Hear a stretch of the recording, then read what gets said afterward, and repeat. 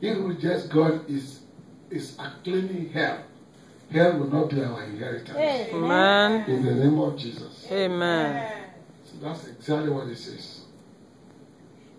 They have grown old in the land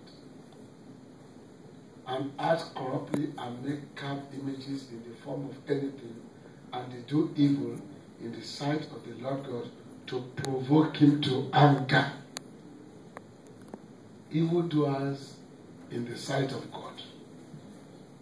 He says, the Lord says he called heaven and earth to witness against them.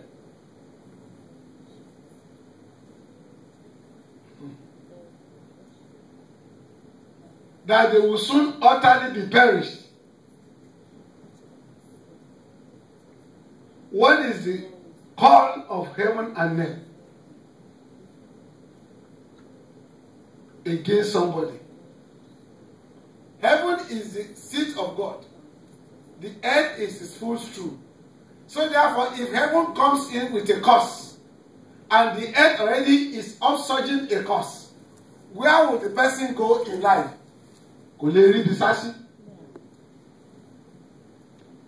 That is the greatest curse on earth any human being can receive. For worshipping other gods.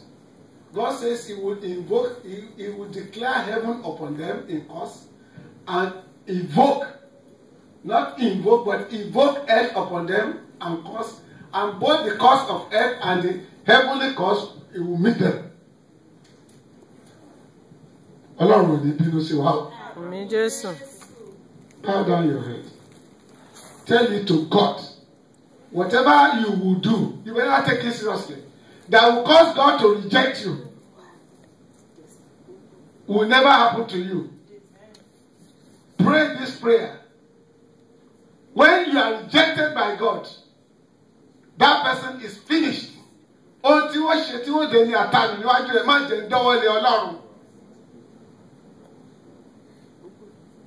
That I will not be utterly perished before you.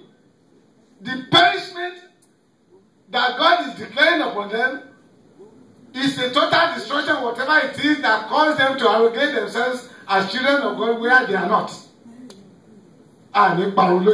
Amen. Jesus. In Jesus' mighty name. Amen. He says the land you want to cross over to is Jordan. You want to possess it. But it will be utterly destroyed. May the Lord forgive us. Amen. Then the Lord now says he will release dispersion in their midst. What is dispersion? The whole nation could be in form of a multitude numbers of people in this room. So father will go north, son will go east. In-law will go south, wife will go north. Everybody will be dispersed. So he whom they will meet along the way will be strangers they cannot identify with. That is the meaning of dispersion. Amen. Jesus. It will never happen to you that when you look and you see multi, there's nobody you can identify with. That will never happen to you. Amen. That is dispersion. That is what God is talking about. Because they are taking God so lightly.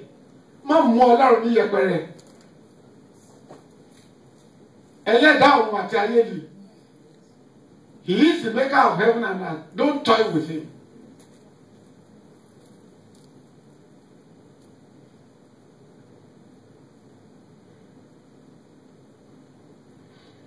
He says, and the Lord will scatter you among the peoples, and you will be left few in number among nations where the Lord will drive you to. And then you will serve gods. They desire to serve gods. So when they now go to an unknown land, they will have enough gods to serve there in replacement of their almighty God, who will deliver them with a strong hand from the land of Egypt through the Red Sea. Haven't God done so wonderfully in your life before? Whatever, where you are now, you cannot write your history without having areas to put God's name there.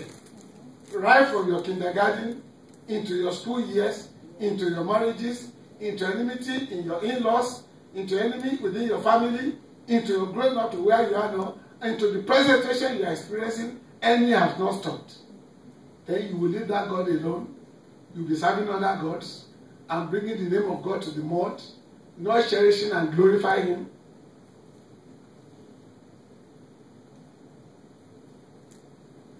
He says, when they are, God made them a promise. When they are not serving God and they are in tribulations and they are in hardship, He says, when they seek Him and call upon Him, He will still answer them. Amen. That is where the mercy of God lies. He will never destroy us and utterly destroy us. He will still leave a situation for us whereby we will repent. We're coming to repentance very soon. Once we are repentant and we call upon His holy name, He will wipe away all our sins. Amen. He will cancel all blood sins in our life. Amen. He will resurrect us from dungeon. Amen. And bring us into a place of glory. Amen. Because of His mercy. Amen. That does what? That endureth forever. Amen. Because it is not His desire to see us to die. Amen. Jesus. We will go to examples of people that have done so much woefully, that are due for perdition and contamination. But God, in His infinite mercy, choose to show His eyes of mercy upon them and let go their iniquities.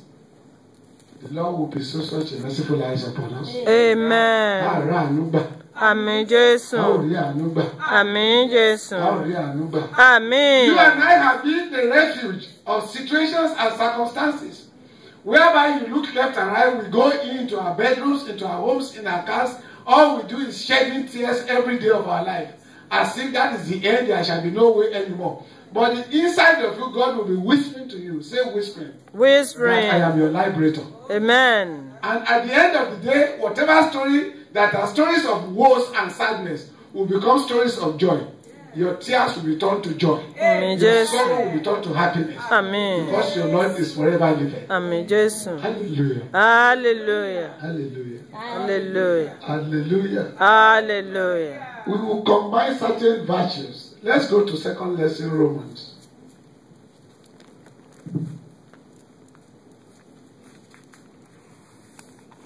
When the children of Israel failed to take the warning of Jehovah seriously, God always set them aside to the hands of their enemy and let them prevail. Enemy will never prevail over you. Amen. Let me share this passage with you. Romans what? 2 verse what? 17.